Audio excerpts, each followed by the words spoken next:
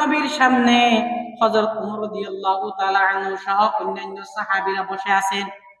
ঠিক ওই মুহূর্তের মধ্যে হযরত ওমর রাদিয়াল্লাহু তাআলা আনহুর কানের মধ্যে একটা আওয়াজ আসতেছে, মৌমাছির গুঞ্জনের নিয়ে একটা আওয়াজ আসতেছে।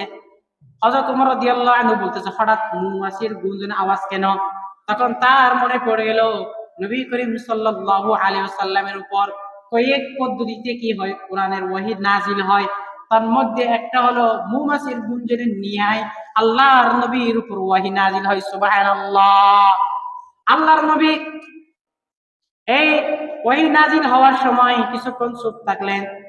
এরপরে তিনি কিবলার দিকে ফিরে একটা দোয়া করলেন, আল্লাহুম্মা জিদনা ওয়ালা তানকুসনা ওয়া আকরিমনা ওয়ালা তুহিন্না ওয়া আ'তিনা ওয়ালা তাহরিমনা ওয়া আথিরনা ওয়ালা তু'থির আলাইনা ওয়ারদিনা ওয়ারদ আন্না।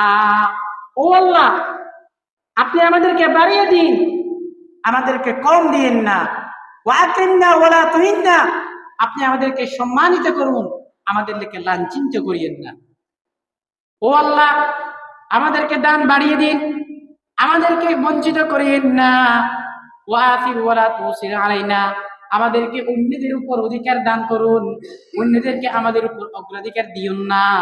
আল্লাহ, আপনি আমাদের প্রতি খুশি হয়ে যান, আমাদেরকেও আপনার প্রতি খুশি করে নেন। সুবহানাল্লাহ। কি যে সুন্দর দোয়া।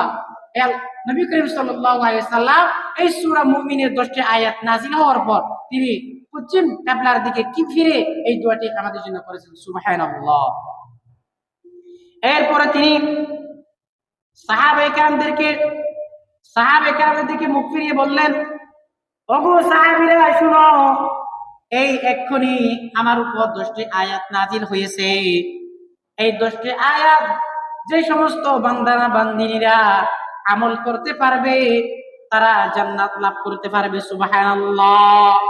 মুমিনদের ভিতর যার ভিতর এই 7টি বৈশিষ্ট্য থাকবে সে অবশ্যই জান্নাত পাবে। সুবহানাল্লাহ।